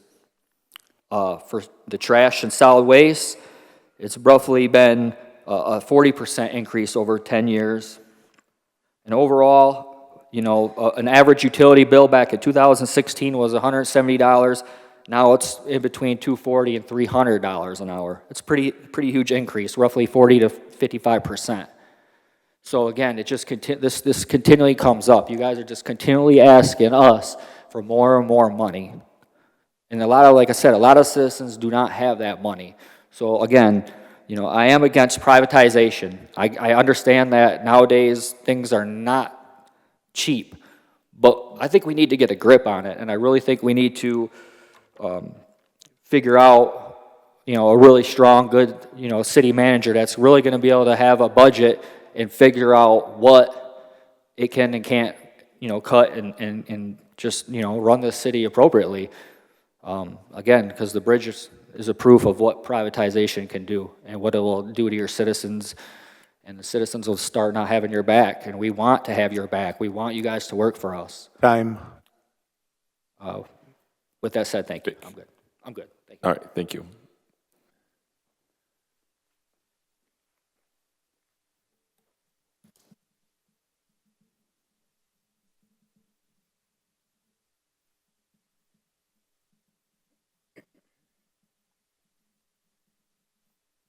Hi, Tracy Zane, 1321 Broadway. Just here with a friendly reminder for everybody to visit the Pulse meeting tomorrow.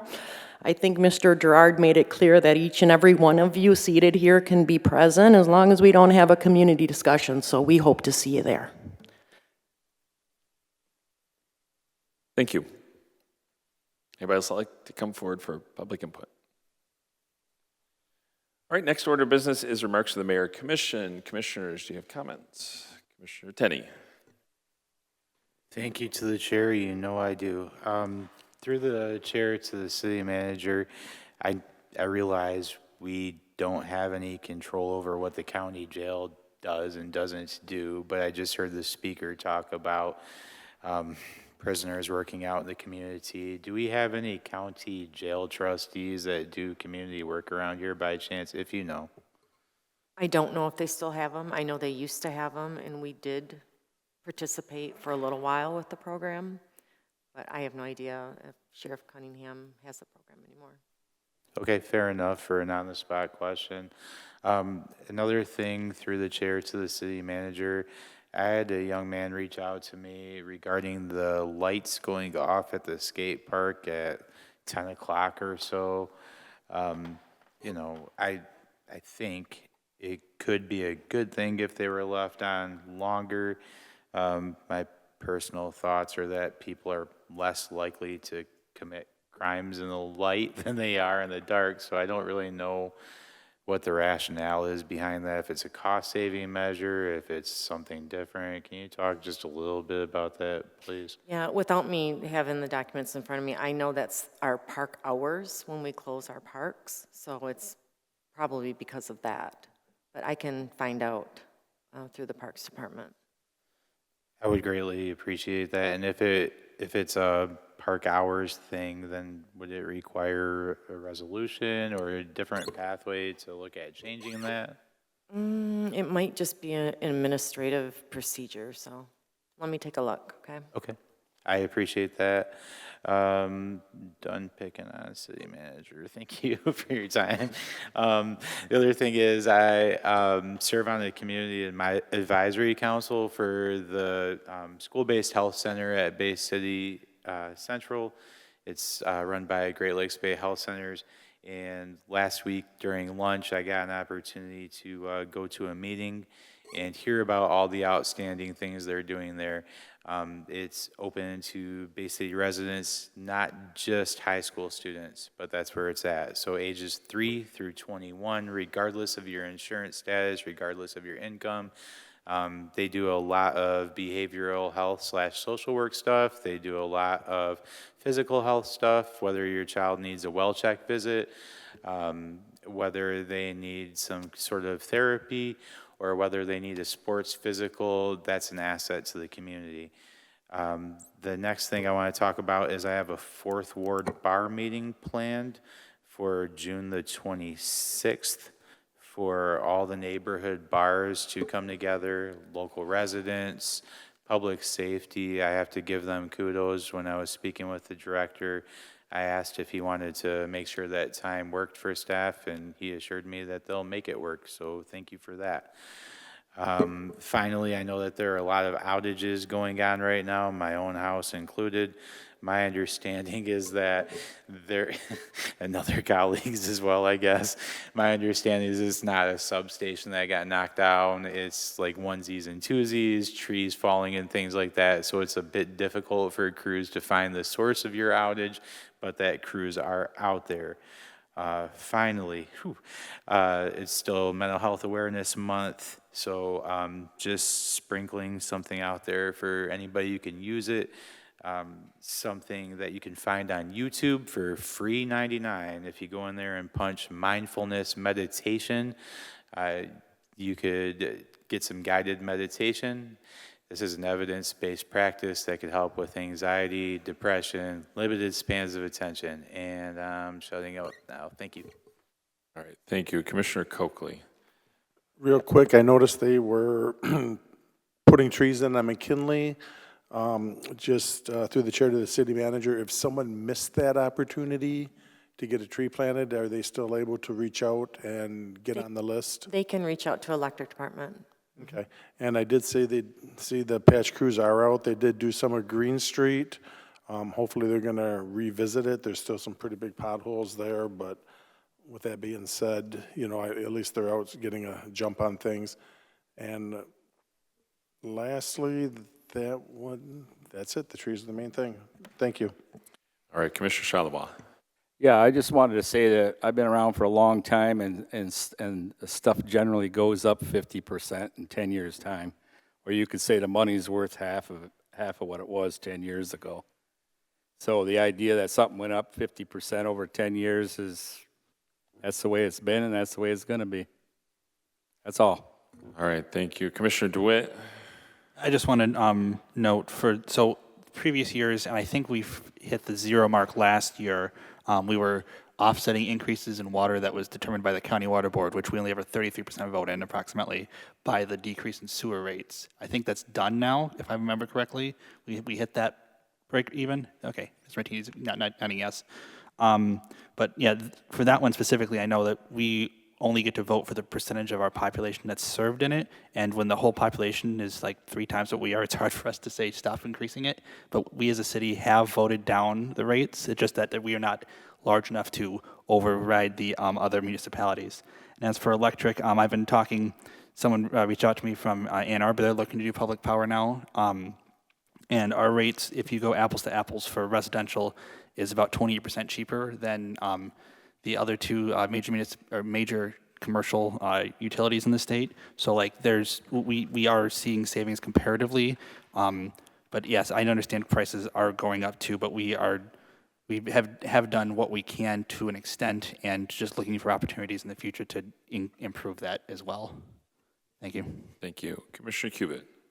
I just wanted to thank and acknowledge the tremendous effort that our planning committee has been doing on updating our zoning ordinance with our consultant. They've been working very hard in that, and I know that some of the meeting minutes are included in the consent agenda tonight, and I know they're going to be having some final proposals coming to us soon, but they've been working very hard, and I thank them for their efforts. Thank you. Commissioner Coakley. Yeah, Commissioner Charlevoix did have some questions about Smith Street. I wanted to hear the answers to that also, if we can, with the drainage and that. Can I talk through the chair to the commissioner? Or all I wanted to say is through me, yes. On social media, a big pools of water on Smith Street. I'm talking about the part of Smith Street that's redone. So I had a theory. I didn't get a good answer, or sometimes I cannot. I have a theory that when they finish the next section of Smith Street, I think all the water flows towards State Street, and if it's old pipes and stuff, it's not going to work very well right now. I was even giving them an excuse, get them off the hook, but there's pools of water. I mean, if this is how it's going to be, it's unacceptable. But I was looking for an explanation if this is going to improve. He did say it was going to improve, the guy from the sewer department. Yep. So, and I think my theory is correct. I don't know. We'll see. But you know, people were out there looking at it and they were bitching about it. So well, I've seen the same thing, and I was wondering what the answer was or the solution was going to be. But he said it's going to improve. So okay, there we go. Hopefully, all right. It's going to take almost the better part of a year though for that to happen. Right. Thank you. All right. I have a couple of comments. We did have a speaker remind us of Breaking Bread Village tomorrow, the 19th, in the chambers here. Doors open at 5:30, run 6 to 8. All the commissioners are invited. You know, there's some common conversations around Open Meetings Act. As long as you're not debating policy, right? I think if we have more than a quorum, I would suggest none of the commissioners actually speak on a particular issue just to avoid the open meeting. But you all can be here and attend and listen to comments. So if you're available tomorrow, anybody in the public and even our staff, if they're available tomorrow, I think it's good for them to attend and be here.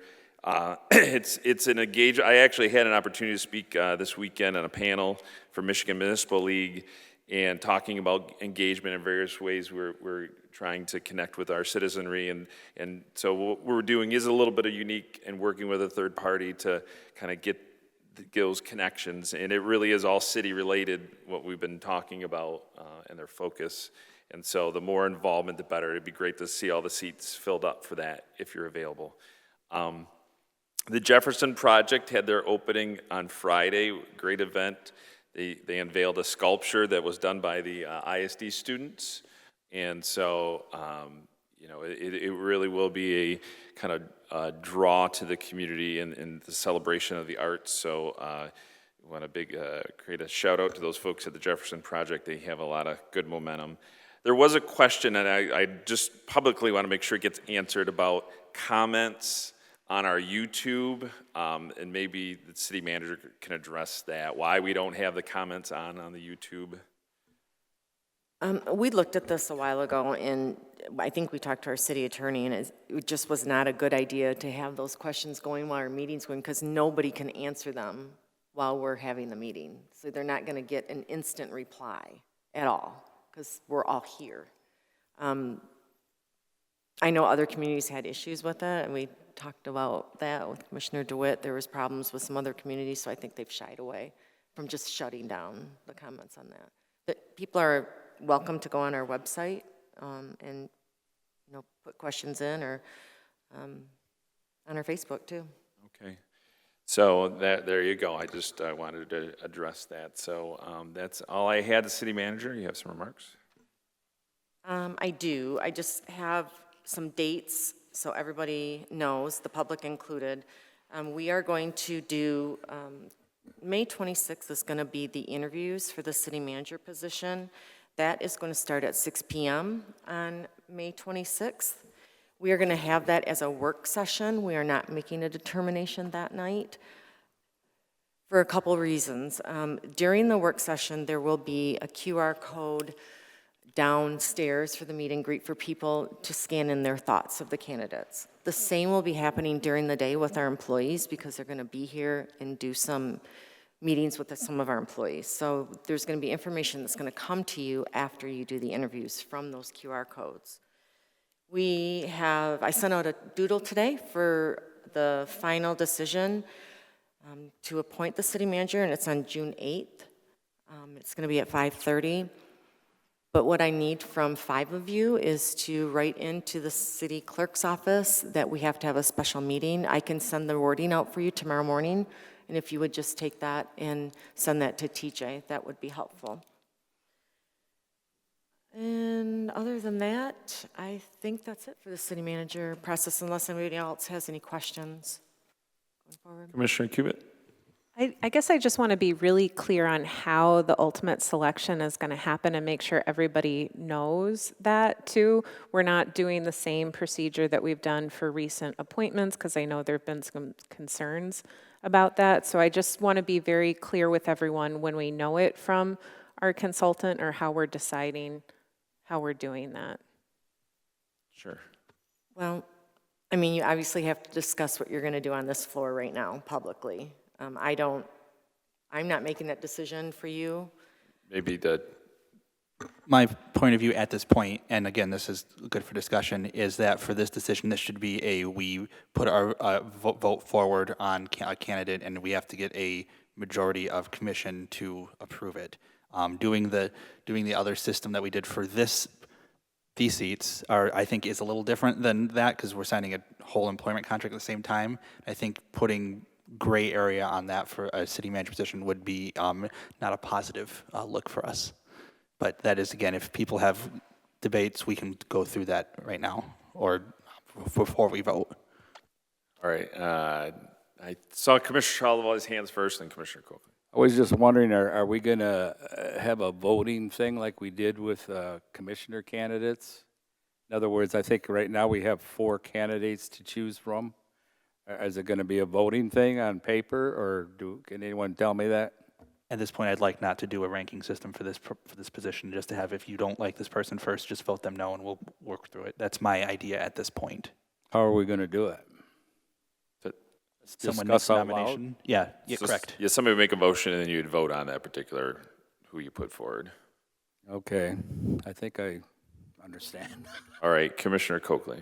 Just to be clear, how I read it is, someone will nominate a person that will get seconded, then we will vote yea or nay whether we would like that person to be the city manager. The first one to get 5 votes will get the position. Yes, essentially, barring, so it's like any other process. So the mayor's rule does still have the authority to veto up to 5 votes, but yes, if 5 votes and it stands, then yes. Just want to get it out there so it's clear, so we all understand. Commissioner Cubit. I like having rubrics. I like, we're going to have questions. I like that we should be taking notes. And since there is a gap between when we're hearing the interviews, and then of course we're going to be getting other input from the citizens, which is really important. But I don't want whoever just shouts out, I make a motion to pick this one person. That seems, I don't necessarily love that. I'm all for trying to say, if we have consensus with the top choice, like go with that one, I definitely don't want to do what we've done for appointing the commissioners in the past year. But I don't love the idea of somebody just shouting it out and then us voting on that one. All right, I'll have Commissioner DeBitt and then Commissioner Zanotti. If I may, if that's the case, then we go, the first person comes in, we call the meeting and says, I want candidate 2, and you have the opportunity to object, and you have the opportunity for, as long as there's an objection, for the board to say, wait, and we can have a discussion beforehand at that point. It's not just a walk in, make the vote, walk out. That's not likely going to be the outcome of that, because we would be able to look at the information that we got from the open session and from the feedback from the surveys to hopefully make decisions and have discussions on the floor to determine which candidate we'd prefer for the position, so that we are hopefully not voting 5-4, and we are hopefully voting, I'd say minimum 7-2. I would prefer that at least. All right, thank you. Commissioner Zanotti, you had a comment? I would think we're all going to go through the interviews. We can have discussion on the floor, reach consensus, and it's going to take a motion and a second, and we follow Robert Rules of Order. I think that's the only way you can do it, hands down, okay? I don't know where all this other stuff's coming from, but I think Commissioner DeWitt's got a handle on it, and we should just go with it. Commissioner Coakley. Nope, that's exactly what I wanted to say, so that's good.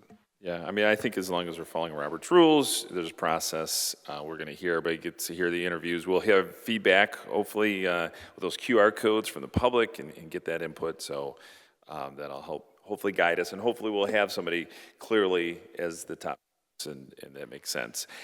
That being said, if none of the candidates meet the needs of what we want to see through the interview process and through, the whole feedback we're getting from the community, doesn't mean we have to just pick somebody, because there is a reality here.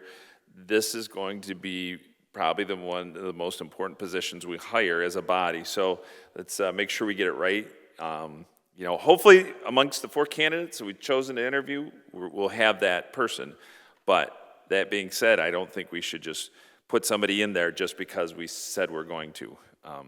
So I just want to make sure that's clear. Commissioner Cubitt? Another question about references. So is our consultant going to provide us with a report about looking into the references for our finalists? I think he did that already when he put them in the positions, what he was recommending to you, but I can double check. I assumed he did that as part of his search before it came to you. All right, anybody else? Okay, next order. Is there anything else before us tonight? Okay, having nothing else, we are adjourned. Thank you.